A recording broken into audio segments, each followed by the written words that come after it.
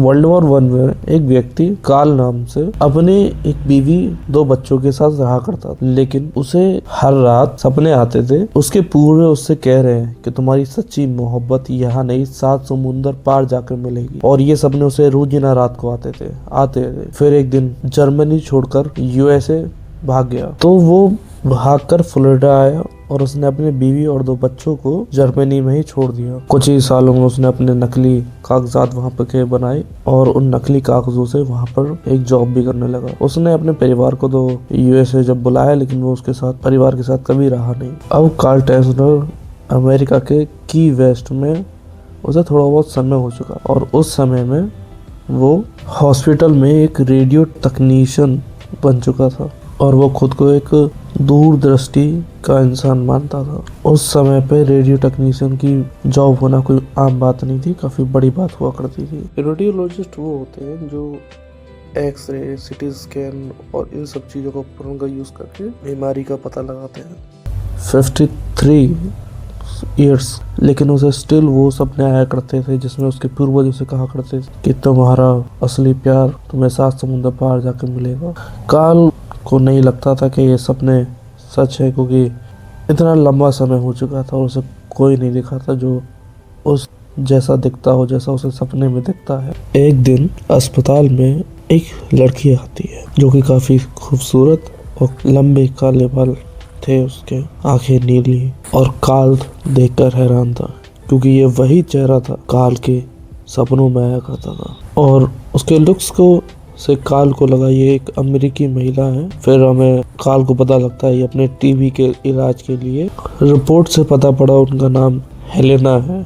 Helena की as 21। Karl ने उस लड़की को अटेंड किया था उसके टीबी के इलाज के लिए। इलाज के लिए वो और उसकी माँ आए थे और कार्ल ने उन लोगों को अटेंड किया। फिर कार्ल ने सोचा कि कैसे मैं और ज़्यादा नज़दीक या बढ़ा हूँ। इस कार्ल ने अपनी पोजीशन का इस्तेमाल किया और उनसे कहा मैं एक बहुत बड़ा वैज्ञानिक हूँ जो कि इस टीबी के इलाज कर सकता हूँ। उस समय तक कोई भी टीबी का इलाज नहीं आया था, लेकिन ये बात कार्ल को पता थी। लेकिन उन्होंने फिर कार्ल ने उस पोजीशन का फ़ायदा उठाते हुए वो अस्पताल का सामान भी हेलेना के घर पे ले जाने लगा और बोला कि मैं इस जड़ी बूटियों से हेलेना को ठीक कर दूंगा, जिससे उसके परिवार का भरोसा जीत पाया। धीरे धीरे कार्ल ने हेलेना को गिफ्ट भी देना स्टार्ट किया। गिफ्ट बहुत ही ज़्यादा महंगे दिलाया करता था वो,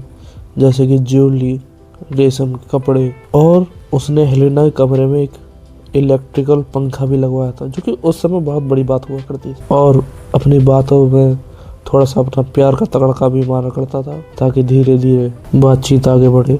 लेकिन जैसे जैसे हेलेना की तबीयत खराब होती गई, फिर एक दिन कार्ल ने सीधे बोला कि मैं तुमसे प्यार करता हूँ। लेकिन हेलेना की इतनी ज़्यादा तबीयत खराब थी कि उसने कोई इस चीज़ का जवाब नहीं दिया। काफ़ी कोशिशें करी, लेकिन 25 अक्टूबर 1931 को हेलेना की मौत हो जाती है, रफली अराउंड 1 ईयर लेटर। हेलेना की मौत से पूरा घर काफ़ी ज़्यादा दुख में था।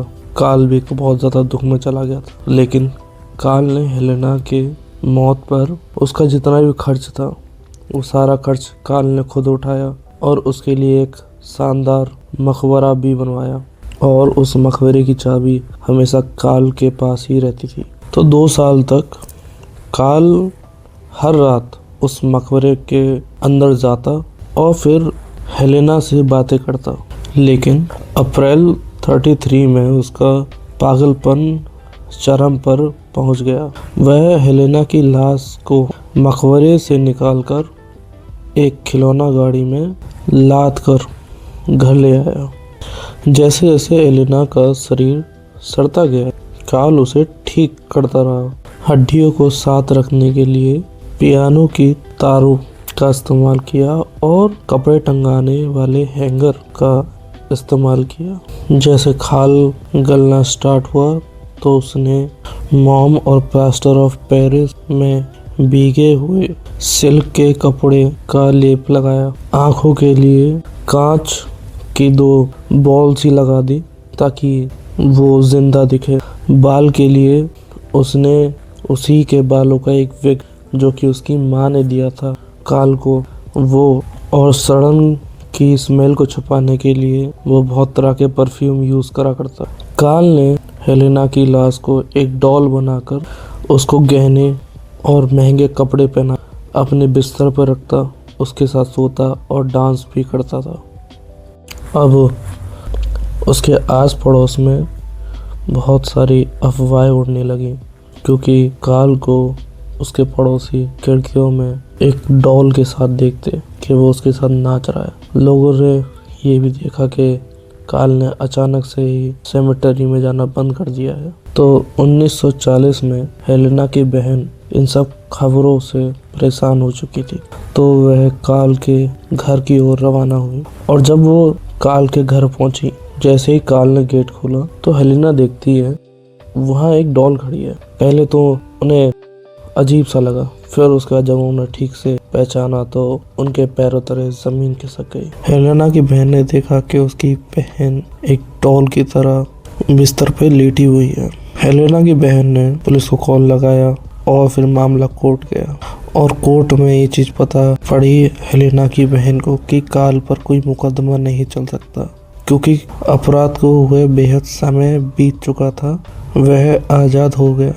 हेलेना की बहन ने हेलेना को एक ऐसी जगह दफनाया जहां से कभी काल उसे ढूंढ ना पाए और कई सालों तक काल हेलेना को ढूंढता रहा, लेकिन फिर उसके बाद उसने हेलेना जैसी दिखने वाली एक और डॉल बनाई और उसकी मौत उसी डॉल के बाहों में हुई 1952 में 1952।